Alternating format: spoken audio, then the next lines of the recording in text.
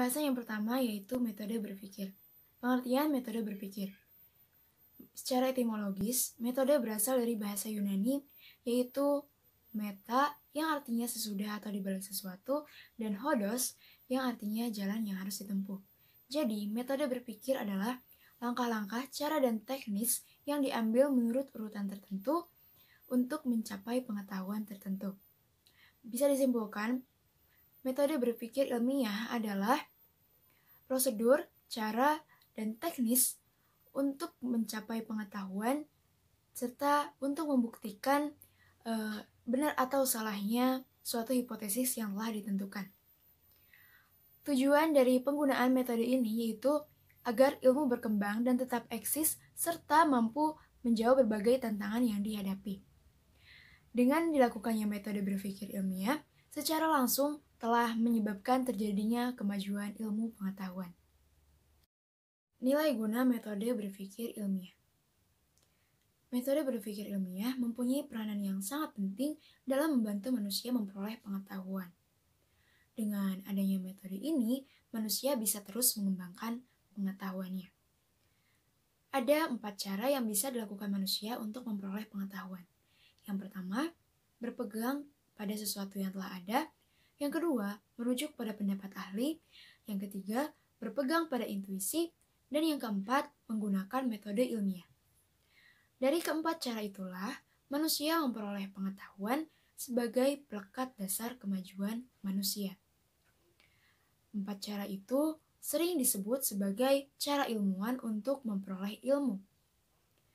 Dalam praktiknya, metode ilmiah digunakan untuk mengungkap dan mengembangkan ilmu pengetahuan melalui cara kerja penelitian.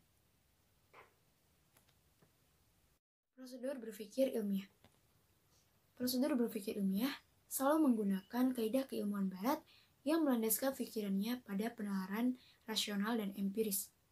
Melalui metode ini, diharapkan dapat menghasilkan karakteristik tertentu. Karakteristik yang dimaksud yaitu yang bersifat rasional atau deduktif yang teruji secara empiris. Dengan demikian, metode ilmiah adalah penggabungan antara cara berpikir deduktif dalam membangun ilmu pengetahuan. Ada 7 langkah prosedur berpikir ilmiah. Yang pertama, mengenal adanya suatu atau situasi yang tidak menentu. Yang kedua, menyatakan masalah-masalah dalam istilah spesifik. Yang ketiga, merumuskan suatu hipotesis. Yang keempat, merancang adanya penyelidikan yang dilakukan melalui penelitian atau percobaan. Yang kelima, mengumpulkan dan mencatat data kasar. Yang keenam, melakukan penegasan yang dapat dipertanggungjawabkan. Dan yang terakhir, melakukan penegasan terhadap apa yang disebut dengan metode ilmiah. Permasalahan akan menentukan ada atau tidaknya ilmu pengetahuan. Permasalahan dalam ilmu pengetahuan mempunyai 3 ciri. Yang pertama, dapat dikomunikasikan dan dapat menjadi wacana publik. Yang kedua, diganti dengan sikap ilmiah. Dan yang ketiga, ditangani dengan metode ilmiah.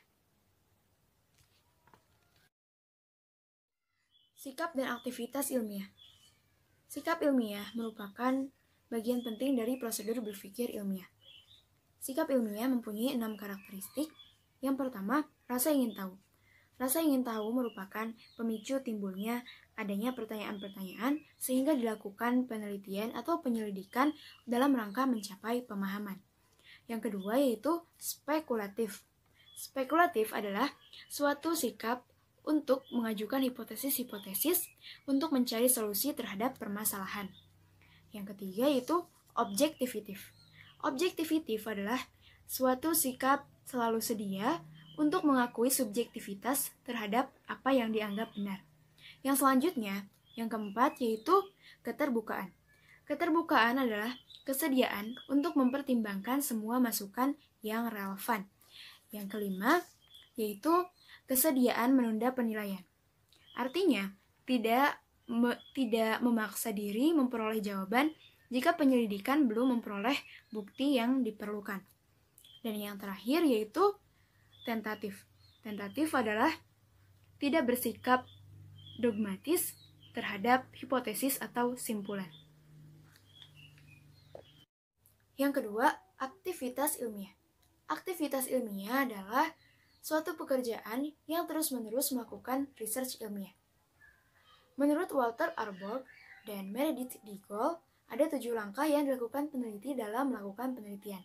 Yang pertama yaitu menyusun masalah, yang kedua melakukan perumusan masalah, yang ketiga menyusun hipotesis, yang keempat menetapkan teknik atau instrumen penelitian, yang kelima mengumpulkan data, yang keenam melakukan analisis terhadap data yang dikumpulkan, dan yang terakhir menggambarkan kesimpulan. Penelitian berasal dari kata Inggris research. Diambil dari kata re yang berarti kembali dan to research yang artinya mencari. Maka asal katanya yaitu artinya itu research itu adalah kembali mencari. Secara definisi, penelitian adalah suatu penyelidikan yang terorganisasi ilmiah yaitu menggunakan metode atau prinsip-prinsip ilmu pengetahuan yaitu sistematis dan menggunakan metode penelitian di mana suatu hipotesis yang dirumuskan setelah dikumpulkan data objektif secara sistematis. Kerangka berpikir ilmiah. Kerangka berpikir ilmiah merupakan landasan yang memberikan dasar-dasar pemikiran yang lebih kuat sebagai tempat berdirinya hasil-hasil penelitian tersebut. Tausan mengatakan bahwa manusia itu mempunyai sifat ingin tahu, sedangkan di luar dirinya ada kejadian-kejadian yang merangsang yaitu persoalan atau masalah. Hubungan antara rangsangan dari luar dan hasrat ingin tahu pada diri manusia itulah penyebab kenapa manusia selalu bertanya dan akhirnya menyelidiki.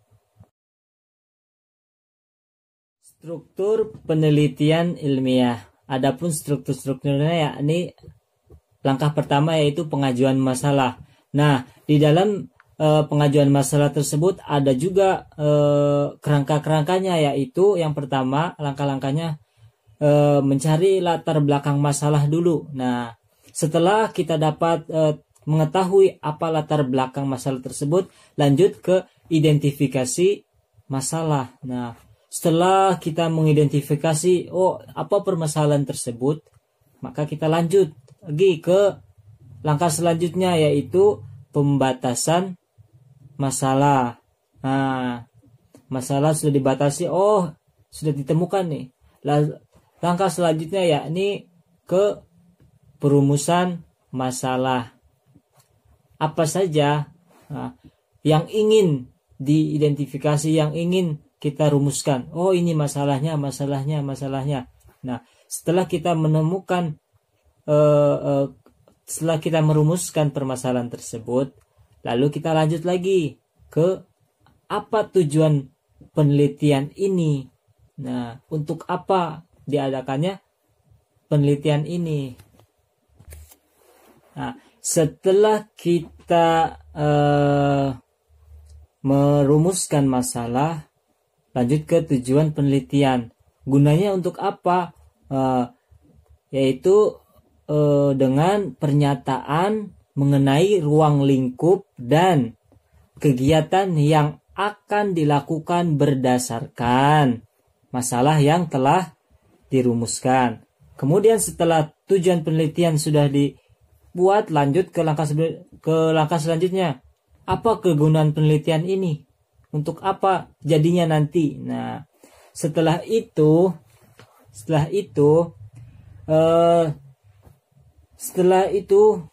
maka dibahas kemungkinan kegunaan penelitian yang merupakan manfaat yang dapat dipetik dari pemecahan masalah yang dapat dari penelitian.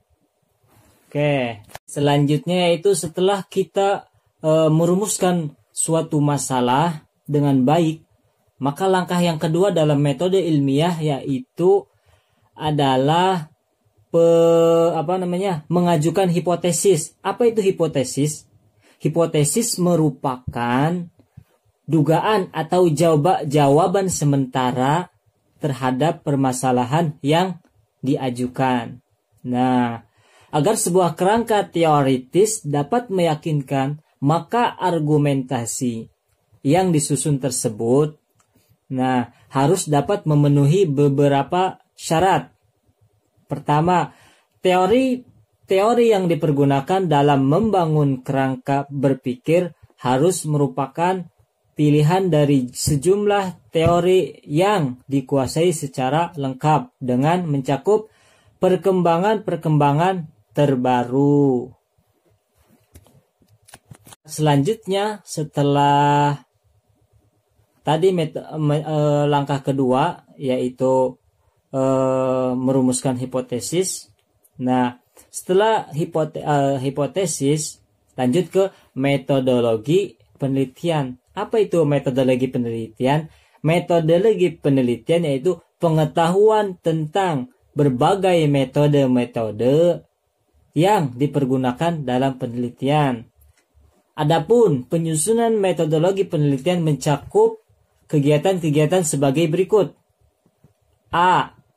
Tujuan penelitian secara lengkap dan operasional dalam bentuk pernyataan yang mengidentifikasi variabel-variabel dan karakteristik hubungan yang akan diteliti. B. Tempat dan waktu penelitian di mana akan dilakukan generalisasi mengenai variabel-variabel yang diteliti. Kemudian yang ketiga C. Metode penelitian yang ditetapkan berdasarkan tujuan penelitian dan tingkat generalisasi yang diharapkan. Setelah melakukan metodologi penelitian, langkah selanjutnya yaitu hasil penelitian. Dalam membahas hasil penelitian, tujuan kita adalah membandingkan kesimpulan yang ditarik dari data yang telah dikumpulkan dengan hipotesis yang diajukan. Secara sistematik terarah, maka data yang telah dikumpulkan diarahkan pada sebuah penarikan kesimpulan. Apakah data tersebut mendukung ataupun menolak hipotesis yang diajukan. Hasil penelitian dapat dilaporkan dalam bentuk kegiatan-kegiatan sebagai berikut. Yang pertama, menyatakan variabel-variabel yang diteliti. Nah, yang kedua, menyatakan teknik analisis data. Yang ketiga, mendeskripsikan hasil penelitian data.